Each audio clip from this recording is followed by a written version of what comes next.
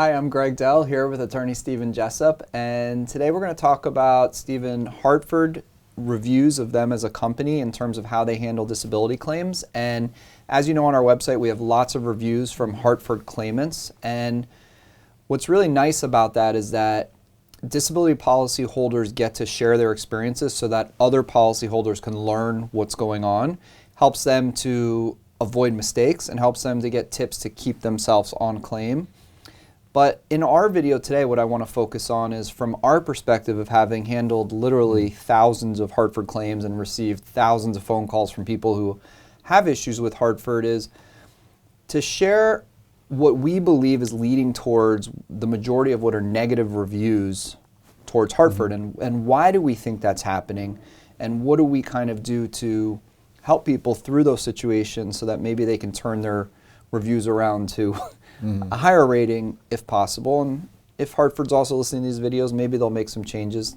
Doubtful, that's wishful thinking. But more importantly, about protecting the benefits for claimants. But when a Hartford claimant calls you, whether they want to apply or they're tired of dealing with them and they want you to take over or they've been denied, what are the first things that come to your mind in terms of, hey, this is Hartford? What registers for you? Well, Hartford's always going to be one of the more aggressive insurance companies. I would say more often than not, someone's contacted me, they've either been denied or their claim they've been advised they're like in a review, in a current review, and they're kind of turning up the heat on it. So Hartford usually comes with a certain level of aggression or aggressiveness in the reviewing process that a lot of the other carriers don't have. I know for over a decade now, in our videos, we've been talking about how they will, video surveil you. They will do field interviews with you, have someone come out to your house to speak to with you, usually after they do video surveillance or independent medical examination. So of the major group insurance companies, I would say they probably do the most active reviewing and the most amount of work to review a case leading up to a denial. So anytime I get a call from someone that's Hartford, normally I would say 9 times out of 10 it's some type of bad news, right? Every now and then you get a call about, hey, they've offered me a buyout, but other than that, the majority of the time, even this morning I took one and it was, she got a call at 5 o'clock in the morning, her time, she was on the West Coast, that they were going to be denying her claim, going into the any occupation review. They called her at 5 in the morning? Well, she's on the West Coast, so I think the claims examiner's probably on the East Coast and just didn't register it. And then even to that, and I think this is an important thing because she had said something, and this really came to mind just now, and I've heard it a couple times recently, where she told me that her claims examiner, when speaking with her this morning, told her that she wasn't able to hire an attorney to assist her during the appeal, that you can only get an attorney once you're done with the appeal process. And I told her, that's a huge no. I mean, I was just working on an appeal for it. So you got to be careful with Hartford, and I would take most of what they say with a grain of salt. So Hartford, many years ago, not even many, but whatever, 4 or 5 years ago, acquired Aetna, which was a pretty big player in the disability insurance world. The two of them combined put them in the top 5 largest disability insurance companies by revenue and by the number of policies that they've sold. What is it that about Hartford that you think causes them to receive negative reviews in the sense of being delayed, denying claims in a poor manner, not reviewing claims in a reasonable manner? What do you think is the impetus for that? Well, I think it's, caseload, like you said, once Aetna, but even prior to that, Hartford always kind of had a bad reputation. Not that, a lot of the insurance companies have quote-unquote good reputations. Like I always joke, people don't call us usually with good news, right? So we're dealing with people when they're going through the hard problems, but whether it be caseload, lack of effective communication. I always hear how it's near impossible to get a hold of your claims person. You leave a voicemail and you're playing phone tag with them. A lot of times they'll say, we didn't receive information. Like we didn't get this from your doctors, and the doctors confirm they've sent it. Even situations with us, we'll fax and we'll mail, we have confirmations of it, and they'll say, well, we never received it. So it's almost like there's a level of, I don't want to say incompetence, but like chaotic disorganization that I think slows a lot of things down in the process. And I think sometimes they're a little late to the game in their reviews. I find a lot of times in the short-term disability transition to long-term disability, a Hartford claim may take longer than some other carriers. It's like some will do it more seamlessly. The long-term talks to the short-term and does it, but Hartford, for some reason, I feel like as they know what their allotted time is, to make a decision, but it seems like they're not really moving towards making that decision towards the back end of it, and they're kind of scrambling to get the review done. I find with that question that Hartford being so big has difficulty managing their caseload, difficulty maintaining staff, difficulty training the staff, not necessarily having enough resources to comply with the ERISA deadlines in terms of getting things done. I don't know why we get so many complaints that they're not receiving documentation that's been sent to them, whether it's from a doctor's office, from a claimant. I mean, every day I get that call. They said I didn't send it to them, but I did. They said they called my doctor's office. I call my doctor's office. The doctor says nobody called us. Yeah. That stuff shouldn't be happening. You have millions, and I mean, your market cap's well over $1 billion. It sounds like someone making an excuse to buy themselves some time. Well, I called your doctor, and they never got back to me, kind of thing.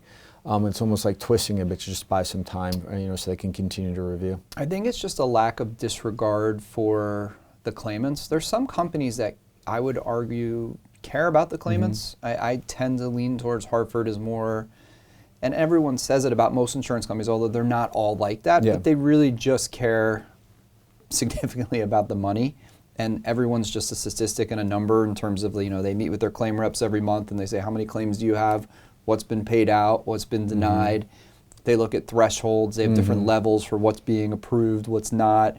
I mean, look, it is a business. The more they sell in premiums, the less they pay out, the more money they're going to make. That's the way it goes. But there is a level of customer service that can be provided, a level of care that can come with what you're doing. And the Hartford claims people and any claimant, they're still human beings, individuals who should be aware of that these are people who are sick, unable to do their jobs, and don't have any income. And if they could work, they would, because they're taking a significant income cut to go on disability. Usually at least 40%. Yeah, minimum. So it's not a decision where they're just like, I'm going to retire and take 40%, because a lot of people with Hartford policies they're not usually big policies for the most part anyhow, and so and the cost of living's gone up tremendous. Everything's expensive, and most people have families and everything else. So we understand where they're coming from. It's incredibly frustrating. Dialing in a little bit more, is there something in particular about Hartford policy language that you think causes a lot of frustration for claimants and that Hartford relies upon to deny claims? They have their standard, limitations like most policies. Well, I will say Hartford, of the major carriers, probably have less, limitation language. Like, some of the carriers have lots for, chronic fatigue syndrome cases, neuromusculoskeletal. Hartford doesn't really have too many of those. I would say, the biggest complaint is always going to be the occupational change language, which is going to be standard, usually 24 months of your own occupation, then the transition into any occupation. Another big one that I'm seeing more and more, because they're one of the few, a lot of people who go on disability, I represent a lot of people who are in the military, right? And they get VA benefits, and the way VA, designates their benefits is completely different, right? But Hartford policies will allow for offsetting of VA benefits. So if you already have VA benefits but you get an increase while on disability, Hartford will also use that as an offset. I get that call, quite a bit. That frustrates a lot of people. I think from a policy language aspect, it's not so much the policy language that people are like abhorred, like how could they write this in a policy, so much as it's the nuts and bolts handling of the claim itself, right? I think it's that mismanagement, which is really frustrating. Sometimes you'll see a Hartford denial where it might be a 5-page denial letter, and no joke, 4 pages of that is just form language and like what they have to tell you.